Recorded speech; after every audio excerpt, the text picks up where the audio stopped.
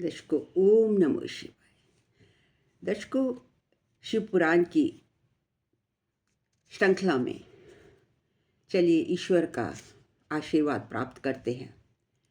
देखिए, ना तो कोई रोज़ मेरा ये शिव पुराण सुनाने का या बोलने का सिर्फ यही वो है कि हम अपनी दिनचर्या में से 5 मिनट निकाल कर श्रवण करें और उनका गुणगान करें। बिकॉज डेली कोई शिव पुराण पढ़ेगा नहीं, और पढ़ेगा तो उसको समझने में टाइम लगेगा। तो मैं शॉर्ट करके प्रतिदिन एक छोटी सी कथा आपके सामने ले आती हूँ, सो दैट कि सबका कल्याण हो। तो सुनिए, जिन लोगों ने पिछली मेरी कथा नहीं सुनी तो उसमें उनके लिए मैं रिपीट कर देती हूँ इन शॉर्ट। एक चंचला नाम की स्त्री थी जिसका पति ब्राह्मण था, लेकिन वो वैश्यावृत्ति में लीन होने के कारण जब मृत्यु को प्राप्त हुआ तो पिशाच योनि में चला गया। और पीछे से बाद में पहले चंचला सतीव्रत का को उसने धारण किया हुआ था, उसको अपनाया था। लेकिन धीरे धीरे जब उसके पति ने उसकी ओर ध्यान नहीं दिया तो वो भी उसका भी धर्म भ्रष्ट हो गया। लेकिन अचानक ही शिव पुराण की कथा सुनने से एक ब्राह्मण के द्वारा उसका उद्धार हुआ, और मृत्यु के बाद वो पार्वती माँ शंकर भगवान के सानिध्य में रही और पार्वती माँ ने उसे अपनी सखी बना लिया। तो चलिए आगे जानते हैं कि किस प्रकार चंचला ने अपने पति पिशाच को भी अपने साथ भोले शंकर और माँ पार्वती के सानिध्य में जगा दी। देखिए, सौनक ऋषि सूत जी को बताते हैं कि एक दिन की बात है, परम आनंद में मग्न चंचला ने उमा देवी मतलब पार्वती जी के पास जाकर प्रणाम किया। पार्वती जी ने उन्हें अपनी सखी बना लिया था और दोनों हाथ जोड़कर उनकी स्तुति करने लगी। और उमा उनकी स्तुति करते करते सिर झुकाकर चुपचाप खड़ी हो गई। उनके नेत्रों से प्रेम के आंसू उमड़ पड़े।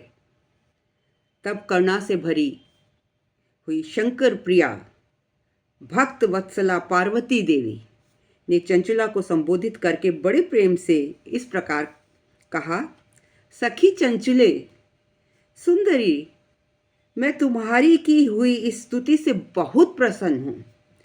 बोलो क्या वर मांगती हो, तुम्हारे लिए कुछ भी अदे नहीं है। चंचला बोली,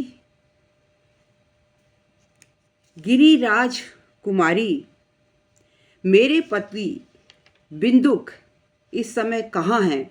उनकी कैसी गति है यह मैं नहीं जानती। कल्याणमयी दीन वत्सले, मैं अपने उन पतिदेव से जिस प्रकार संयुक्त हो सकूं वैसा ही उपाय कीजिए। उन्होंने कहा माँ पार्वती को कि आप अगर मुझसे प्रसन्न हैं, मेरी सेवा से प्रसन्न हैं, तो मुझे कुछ भी नहीं मालूम कि मेरे जो पति इस समय कहाँ हैं। तो उन्होंने बोला, महेश्वरी महादेवी, मेरे पति एक शूद्र जातीय वैश्या के पति आसक्त थे और पाप में ही डूबे रहते थे। उनकी मृत्यु मुझसे पहले हो गई थी, न जाने वो किस गति को प्राप्त हुए होंगे। तो गिरिजा बोली, बेटी तुम्हारा बिंदुक नाम वाला पति बड़ा पापी था।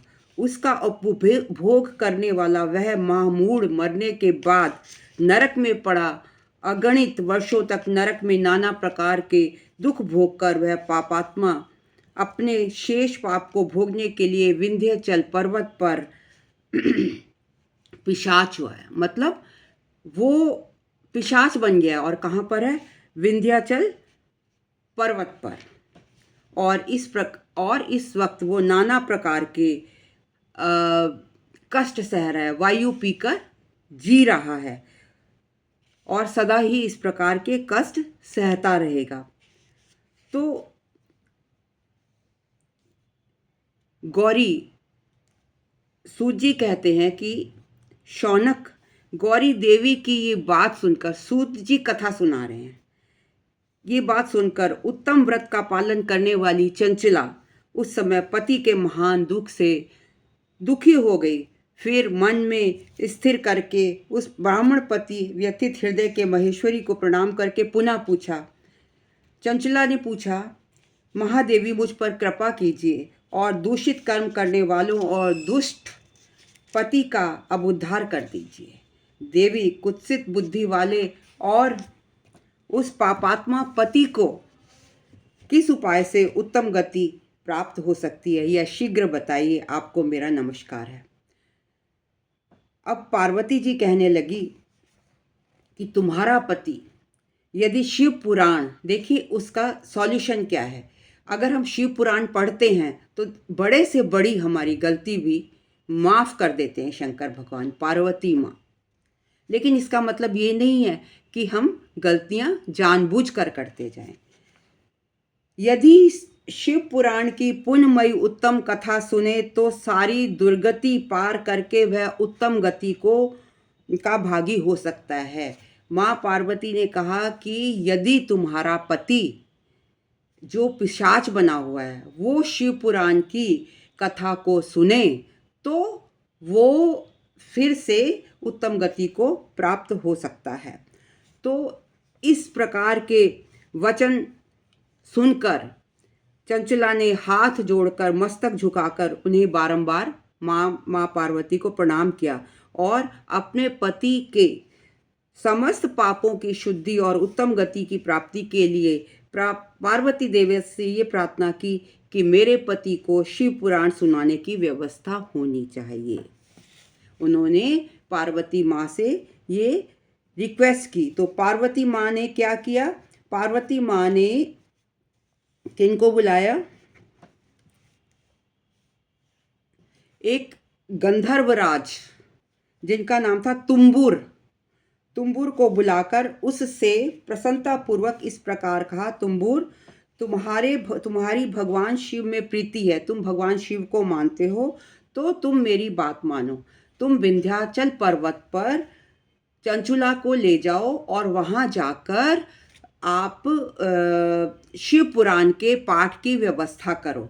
वहाँ पर इनके पति पिशाच योनि से पीड़ित हैं, तो हो सकता है कि वो उत्तम गति को प्राप्त हो। तो इस बात को सुनकर तुम्बुल उनके सेवक थे, शंकर भगवान के, माँ पार्वती के, तो वो चंचुला को लेकर विंध्याचल पर्वत की ओर चल दिए और विंध्याचल पर्वत पर वहाँ पर पहुँचते हैं।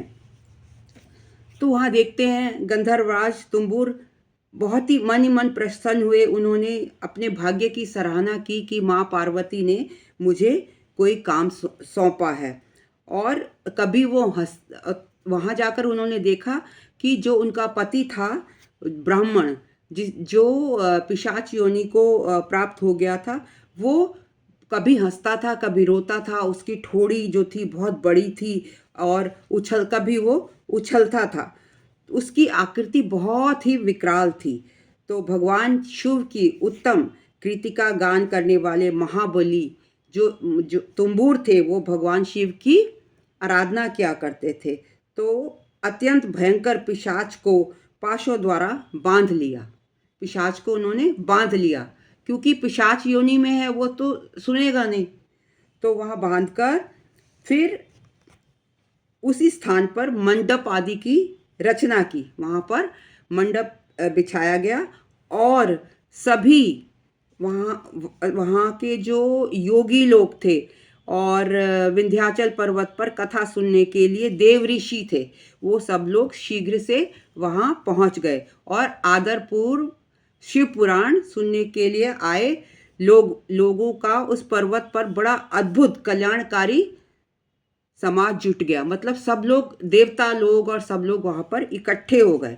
फिर तुम्बुर ने उस पिशाच को पासों से बांधकर आसन पर बिठाया और हाथ में वीणा लेकर गौरी पति की कथा का ज्ञान आरंभ किया। क्योंकि जो पिशाच था वो तो दुष्ट है ना, तो वो कहाँ सुनेगा, लेकिन उसको बांध कर और हाथ में उसको वीणा दे दी और उसको वहां पर बिठाकर कथा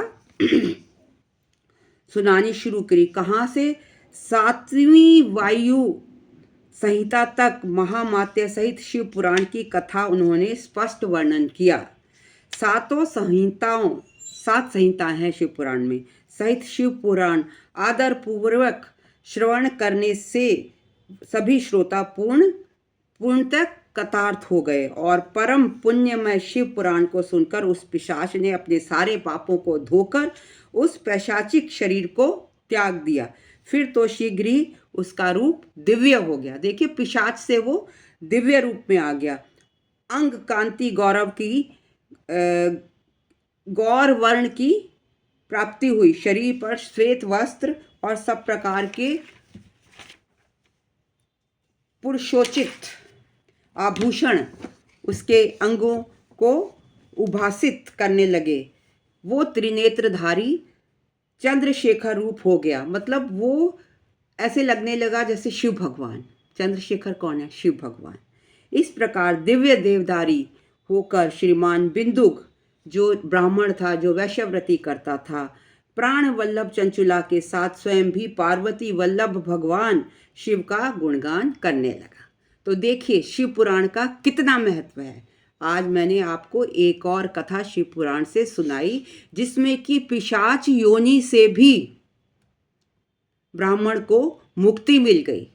सिर्फ हमें आस्था रखनी है और आप अपने दिन में 5 मिनट मेरे लिए ज़रूर निकालिए, ताकि मैं आपको शिव पुराण से परिचित करा सकूं। वो उसका आपको भी श्रवण करने का पुण्य लगे। तो धन्यवाद। अगर आपको मेरा वीडियो पसंद आया हो, ज़रूर लाइक, कमेंट, शेयर और सब्सक्राइब कीजिएगा और मेरा मनोबल बढ़ाइए, सो दैट कि मेरे नित्य नई कथा लेकर आपके सामने शिव पुराण पढ़ती रहूं और एक दिन हम इसकी समाप्ति करेंगे। सब मिलकर हम इसकी समाप्ति की खुशियां मनाएंगे और ईश्वर से हम कोई फल की इच्छा नहीं कर रहे, पर ईश्वर की शरण में जाने की कामना करेंगे। धन्यवाद। ओम नमः शिवाय।